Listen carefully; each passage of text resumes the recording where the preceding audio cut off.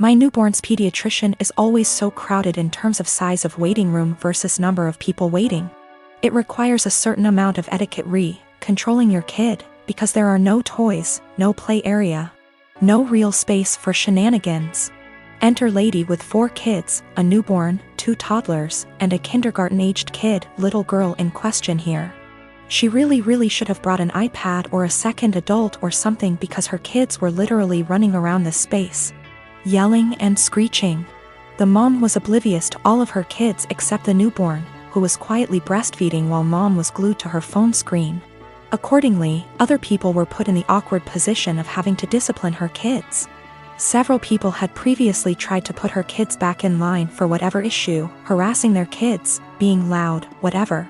Her kindergarten-age daughter, who clearly had some kind of special needs, was absolutely enamored with my newborn and his stroller.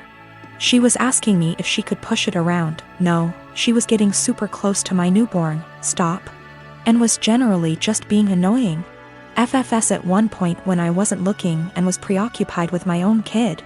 She went digging in my diaper bag and throwing my stuff onto the chair and the floor. My newborn was really fussy because we were there for a sick visit and he wasn't feeling well.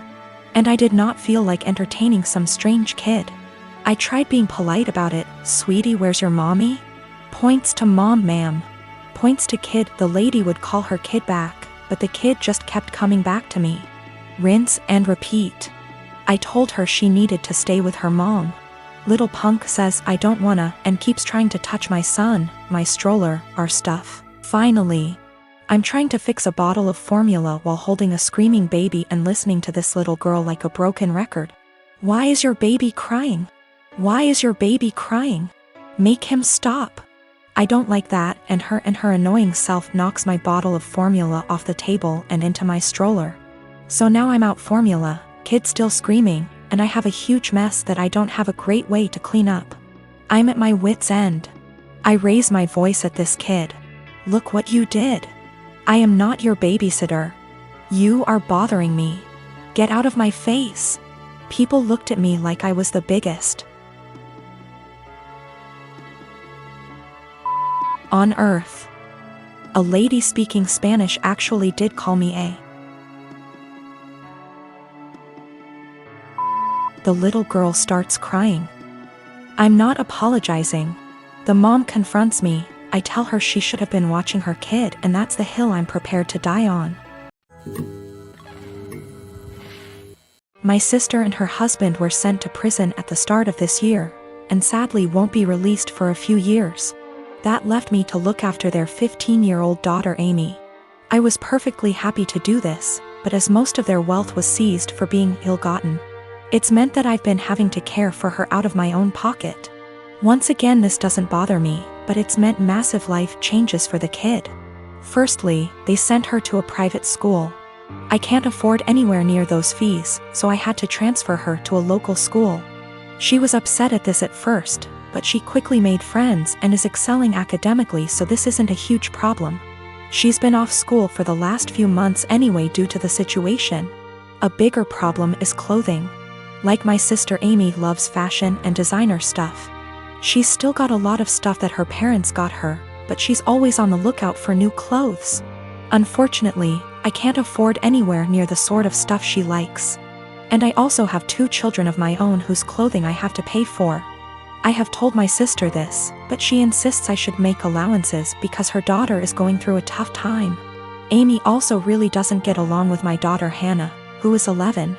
She bullies her, calls her stupid and ugly, tells her none of her friends really like her, etc. She has made her cry on many occasions and often continues to taunt Hannah while she cries.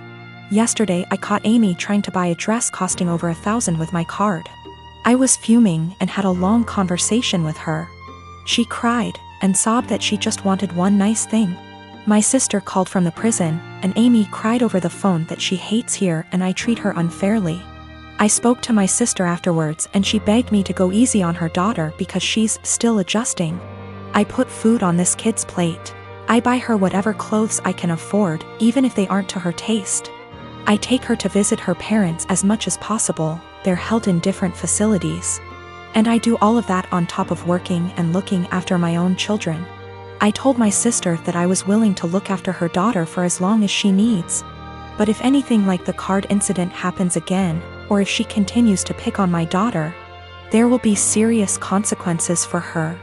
My sister wanted to argue, but they get limited time on the prison phone. I think what I'm doing is right. I get that the kid is going through a tough time, and I'm doing everything I can to be there for her. But I can't just tolerate bad behavior or bullying, and I can't afford to pay for her expensive clothing. The fact that she's struggling to deal with what happened to her parents doesn't change that. Boyfriend and I have been together for 6 years, work our day jobs together, and also run a side business together. He's my best friend, and despite managing to get past and through a lot together, he hasn't proposed. His family is starting to pressure us to get married, but he said he hasn't decided yet. He has said that he wants to get married and have a ton of kids, so what he means is, he hasn't decided if he wants to marry me. My ego is a little hurt. What else does he need to know that he hasn't already learned in almost 7 years? Is indecision the same thing as a decision in this case?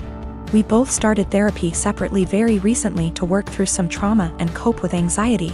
I don't know if I should wait to see if he'll come to some kind of epiphany in therapy, or if I should leave and save the decision for him. I love him a lot, and for a long time I saw a future with him. But recently I'm starting to accept signs that he just doesn't love me as much as I love him. How do I know if he loves me or if he just doesn't want to be alone? We don't live together, we won't live together until we are married. He has stayed over for extended periods of time, so we're mostly familiar with each other's habits. We are from different cultures, but I still come from a traditional family, so we have a lot of the same values. I just consider myself to be more independent. I am very uncomfortable with the idea of an ultimatum. I don't like the idea of forcing someone to make a decision out of fear or because they're backed into a corner. My communication skills are something that I'm pretty proud of, to be honest, but it's something that he struggles with. And that's one thing he wants to work on in therapy. I'm working on not projecting my fears of insecurity onto our relationship, even when he isn't communicating properly. He picked me up and I told him that after the conversation with his family, I've been feeling really insecure in our relationship. And if he's unsure if he wants to marry me, I need to know what he's unsure about. I said if we want to have kids, I really can't wait forever. He says that he is sure he wants to marry me, and he might have had a plan to propose. But when I came over, his family completely blindsided him, and now it's awkward, like they've spoiled it. I told him maybe he needs to think about if what we have is what he wants. I just feel it shouldn't be this complicated. Maybe I'm just jaded and bitter at this point and nothing will make me happy. I do believe him, he wouldn't drag me along just for the fun of it. I love him, and our lives are so wrapped up, it's very hard to leave, even if I wanted to. I just wish I could read his mind. I wanted to talk to my therapist before I made any decisions. We both had appointments the following day, and in my session she asked me if I thought I was ready for marriage.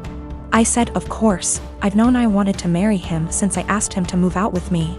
2 years into the relationship and he turned me down. She responded by rephrasing the question. She said she isn't asking if I want to marry him, but rather, is the way I currently feel about myself. The way I handle my problems and my anxiety, and the way my boyfriend and I communicate.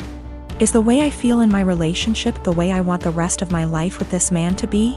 No way came out of my mouth way before I even processed it.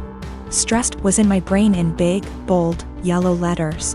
Right now I need to continue to work on my issues in therapy and learn what the best version of myself is like before I'm ready to commit to whatever future version of our lives together looks like. I've only been going for 2 months so far, and I've already seen a huge improvement in my ability to handle stress and my self-worth. I'm currently working part-time at a restaurant on my university's campus. I mostly work shifts with this one girl, we'll call her Anna, who is all for the body positivity movement. She embraces her body type and regularly posts inspiring quotes or images on her social media accounts. Personally, I have nothing against this at all. I am also in full support of treating and accepting everyone no matter their body type. However, I do believe that everyone should be healthy, eating right, exercising, taking care of their mental health, etc. Or at least attempting to be. I don't support those who use the body positivity movement as a cloak to shield and justify their unhealthy and damaging behaviors. However, despite being a supporter, Anna regularly comments on my body type. For example, I always bring food for my shifts since I personally think the food there is not the healthiest: burgers, fries, more fried food, etc. Anna will often say things like, "You should eat a burger, you could use a few extra pounds, honey." Or, "You look skinnier than last week. I told you to stop eating salads every day."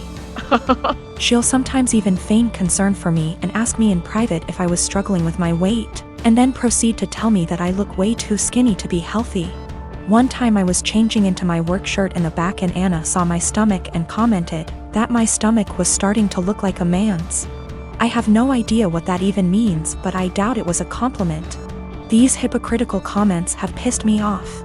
I enjoy eating healthy and cooking my own meals, and I enjoy working out and staying toned.